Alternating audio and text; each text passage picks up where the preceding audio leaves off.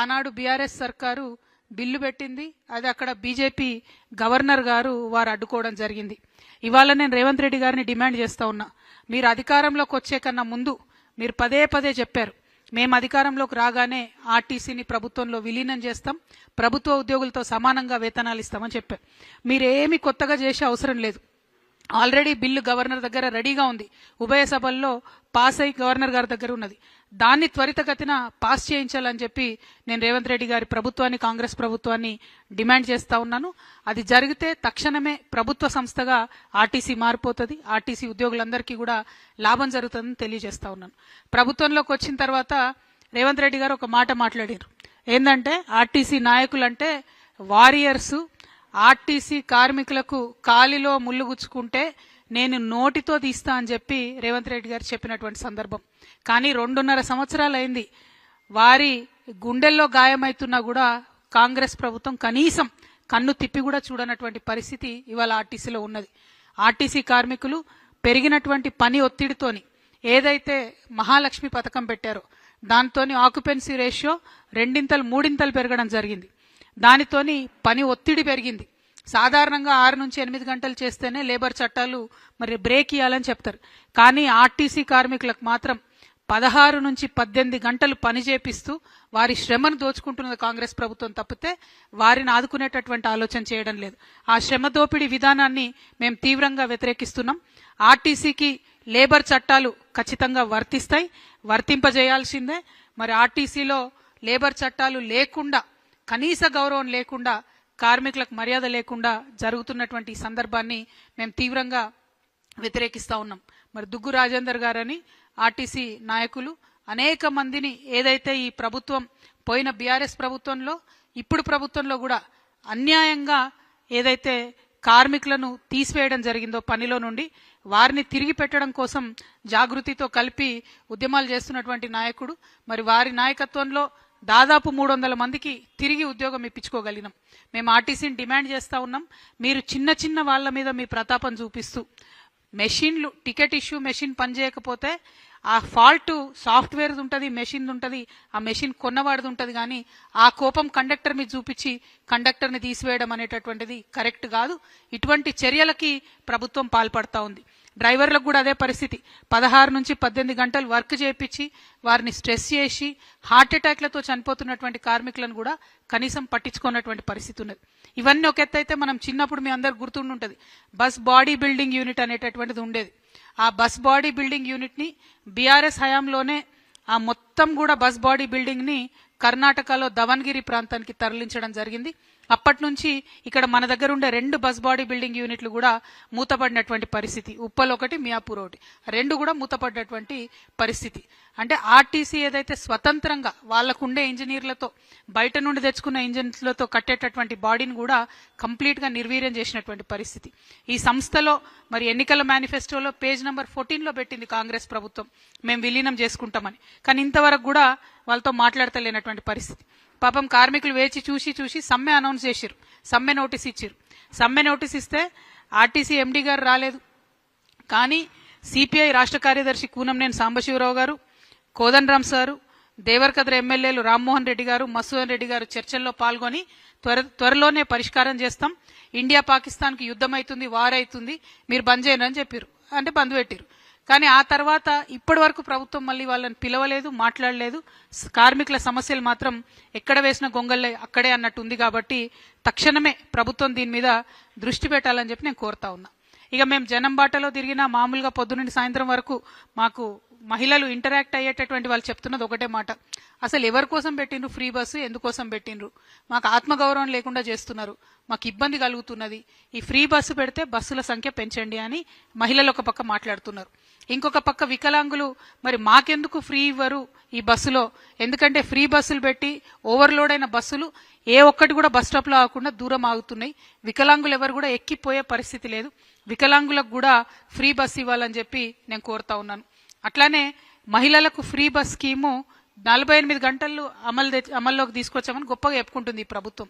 కానీ వారు నేను ప్రశ్నిస్తా ఉన్నా, అసలు మీరు ఆర్టీసీకి ఎంత పేమెంట్ చేసిండ్రు? నెలకు 300 కోట్లు ఇస్తామని చెప్పి ఒక ఎస్టిమేట్ చేసి చెప్పిండ్రు ఫస్ట్లో. కానీ ఇప్పుడు ఆక్యుపెన్సీ రేట్ ఎంత పెరిగిందంటే కనీసం 600 కోట్లు నెలకి ఇవ్వాలని చెప్పి కార్మిక సంఘాలన్నీ కూడా డిమాండ్ చేస్తూ ఉన్నాయి. ఆ పేమెంట్ ఎంత చేసిండ్రు, దానికి సంబంధించి వివరాలు ఒక శ్వేతపత్రం ఇవ్వాలని చెప్పి నేను ప్రభుత్వాన్ని డిమాండ్ చేస్తా ఉన్నా.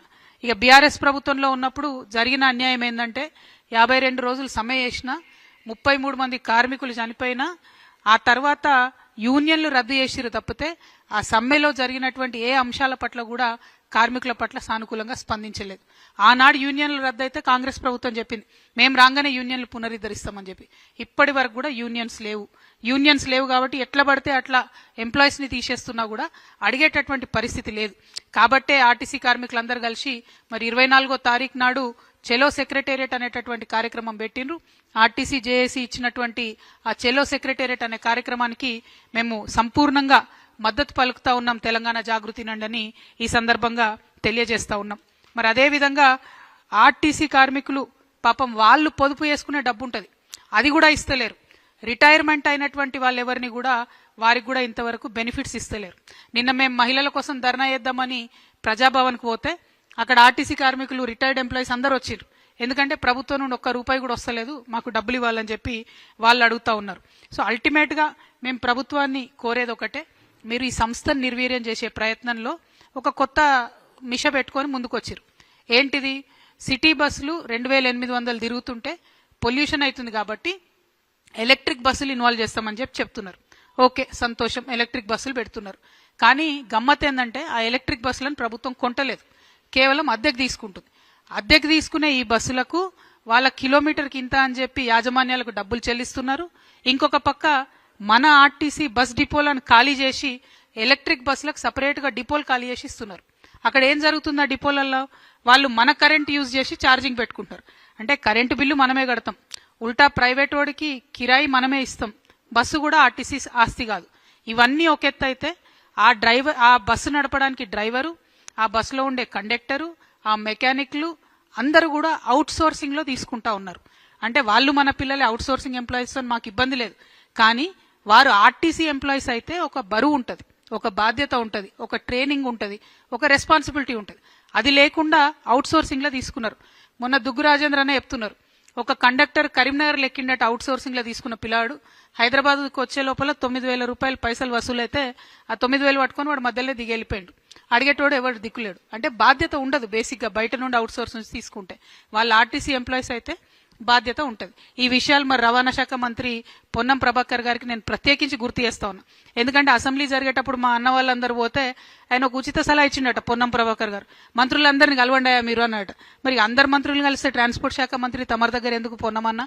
మరి మీరు బాధ్యత తీసుకోవాలి, ఆర్టీసీ కార్మికులతో చర్చలు జరపాలి, వాళ్ళకున్న సమస్యల పరిష్కారానికి ముందుకెళ్లాలని నేను డిమాండ్ చేస్తున్నా. పొన్నం ప్రభాకర్ గారు నేను పర్టికులర్ గా రిక్వెస్ట్ చేస్తా ఉన్నా, ఏదైతే ఫిట్మెంట్ పెంచినారో 2017లో 16% పెంచినారు, అదేవిధంగా 6 నెలల కింద ఒక 21% పెంచారు. ఆర్టీసీ ఉద్యోగులు ప్రభుత్వ ఉద్యోగులు కాదంటున్నారు. కాదన్నప్పుడు ప్రభుత్వ ఉద్యోగుల తరహా ఒక 1.5% హెచ్ఆర్ఏ వీళ్ళకు కూడా కట్ చేసిండ్రు. మరి మీరే చెప్పాలి, ప్రభుత్వ ఉద్యోగుల కాదా? ప్రభుత్వ ఉద్యోగులు అయితే జీతాలు కూడా పెంచండి, మరి ఓన్లీ కట్టింగ్ మాత్రం చేస్తున్నారు. పీఆర్సీ కూడా ఇంతవరకు పెంచలేదు, అమలు చేయలేదు. రిటైర్ అయిన వాళ్లకు బెనిఫిట్స్ లేవు. ఆర్టీసీ అనేటటువంటిది పేదవాడి యొక్క బస్సు, పేదవాడికి పనికొచ్చే బస్సు. ఈ సంస్థను దయచేసి ప్రైవేటీకరణ వరకు పుష్ చేయొద్దని చెప్పి గవర్నమెంట్ నేను కోరుకుంటూ మళ్ళీ ఒకసారి మేము ఒకటే డిమాండ్ చేస్తా ఉన్నాం, ఏదైతే 1000 మంది కార్మికులను అన్యాయంగా తీసేసిండ్రో వాళ్ళని తిరిగి విధులలోకి తీసుకోవాలి. అందులో మేమందరం పోరాటం చేయగా 300 మందిని తీసుకున్నారు, ఇంకా మిగతా 400 మందిని త్వరితగతిన మీరు తీసుకోవాలి. తీసుకోకపోతే 24వ తారీఖున ఆ 400 మంది ఎంప్లాయీస్ తో పాటు జాగృతి కార్యకర్తలు, నాయకులు అందరం కూడా సెక్రటేరియట్ ని ముట్టడించడం జరుగుతుంది. మీరు దిగొచ్చేంత వరకు ఉద్యమాలలో పాల్గొంటామని చెప్పి గౌరవ ముఖ్యమంత్రి గారికి, అదేవిధంగా కాంగ్రెస్ ప్రభుత్వానికి మేము హెచ్చరిక చేస్తా ఉన్నాము. Thank you. జై తెలంగాణ. నేను చూసిన హరీష్ రావు గారి స్టేట్మెంట్ ని, తెలంగాణ ఆత్మగౌరవాన్ని తాకట్టు పెట్టి మొత్తం కేబినెట్ అంతా ఢిల్లీకి తీసుకుపోయినరు అని అంటున్నారు. 100% అది వాస్తవం. అయితే విషయం ఏంటంటే అప్పుడు కేబినెట్ ఎర్రవల్లికి పోయేది, ఇప్పుడు ఢిల్లీకి పోతుంది, అంతే, పెద్ద తేడా ఏం లేదు. సో కేబినెట్ ఆత్మగౌరవం అనేటటువంటిది ఎక్కడైనా కూడా సెక్రటేరియట్ లో కేబినెట్ మీటింగ్లు జరిగితే దానికి మర్యాద ఉంటుంది. అట్లా కాకుండా కేబినెట్ లో ఉండే మంత్రులు, ప్రజల ద్వారా ఎన్నికైనటువంటి ప్రజాప్రతినిధులు, వాళ్ళందరి ఆత్మగౌరవాన్ని పరిరక్షించే విధంగా రాజకీయ నాయకుల వ్యవహారం ఉంటే బాగుంటుంది అనేటటువంటిది నేను అనుకుంటాను. జకీరన్న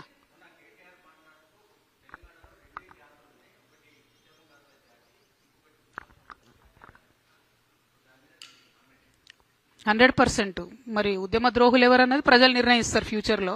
ఎందుకంటే ఉద్యమానికి ద్రోహం చేసేటటువంటి వ్యక్తులందరినీ పక్కన పెట్టుకొని మాట్లాడుతున్నది ఎవరు, ఉద్యమకారులతో పాటు ప్రయాణం చేస్తున్నది ఎవరని ప్రజలు గమనిస్తూనే ఉన్నారు కదా అన్న రోజు రోజు.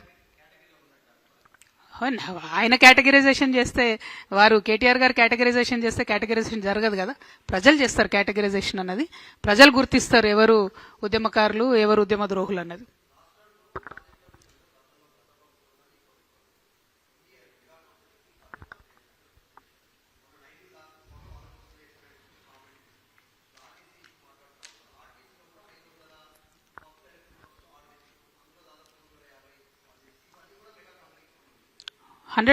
ఆర్టీసీ అనేది మెగా కంపెనీకి దారదత్తం చేయడానికే ప్రైవేటీకరణ అనేటటువంటి సూత్రం వచ్చింది. ఎలక్ట్రిక్ బస్సులు కావాలి, పర్యావరణాన్ని పరిరక్షించాలని అందరం కూడా అంటున్నాం. కాకపోతే పాయింట్ ఏంటంటే ఆ ఎలక్ట్రిక్ బస్సులు ఆర్టీసీ ఓనర్షిప్లో నడవాలి. దానికి మన గవర్నమెంట్ అంటే మన ఆర్టీసీ డ్రైవర్ ఉండాలి. శిక్షణ విషయంలో కావచ్చు, క్రమశిక్షణ విషయంలో కావచ్చు, ఆర్టీసీ స్టాఫ్ ఉండే ట్రైనింగ్ వేరుంటుంది, ప్రైవేట్గా తీసుకునే పిల్లల ట్రైనింగ్ వేరే ఉంటుంది. ఇప్పుడు ఆ ఎలక్ట్రిక్ బస్సులు పెట్టి అవుట్ సోర్సింగ్ పెట్టి కండక్టర్ డ్యూటీ కూడా డ్రైవరే చేసే పరిస్థితి వస్తున్నది. మామూలుగా యావరేజ్గా ఒక ఆర్టీసీ బస్సుకి 6 కార్మికులు బతుకుతారు. ఈ గవర్నమెంట్ వచ్చినాక ఏం చేసింది, ఆ రేషియోను 3కి తగ్గించింది. అంటే చాలా వేగంగా ప్రైవేటీకరణ వైపు వెళ్తున్నది. అది కరెక్ట్ కాదు, ఎవరికి కరెక్ట్ కాదు, అది రాష్ట్రానికి కరెక్ట్ కాదు, ఆర్టీసీకి కరెక్ట్ కాదు. పర్యావరణాన్ని సరిచేయాలనుకుంటే మన ఓనర్షిప్ అనేటటువంటిది ఎలక్ట్రిక్ బస్సులది గవర్నమెంట్ దగ్గర ఉండాలి. ఎందుకు అద్దెకు తీసుకుంటున్నారు, ఆ అద్దెకు ఉండే కండిషన్లు ఏంది, మళ్ళీ ఎప్పుడు ఇస్తారంటే అల్టిమేట్గా ప్రైవేట్ వ్యక్తులకు ప్రైవేట్ సంస్థలకు లాభం చేస్తున్నారు అనేది క్లియర్గా తెలుస్తున్నది. Thank you. అది తప్పు. యాక్చువల్లీ మంచి టాపిక్ గుర్తు చేసినావు బ్రదర్. జేఎన్యూఆర్ఎం అనే స్కీమ్ ఉంటుంది. దాంట్లో ఒక్కొక్క బస్సుకు 36 లక్షలు గ్రాంట్ వస్తుంది. ఈ రాష్ట్ర ప్రభుత్వం వచ్చిన తర్వాత, బీఆర్ఎస్ ప్రభుత్వం ఉన్నప్పుడు గ్రాంట్ రిలీజ్ చేసింది.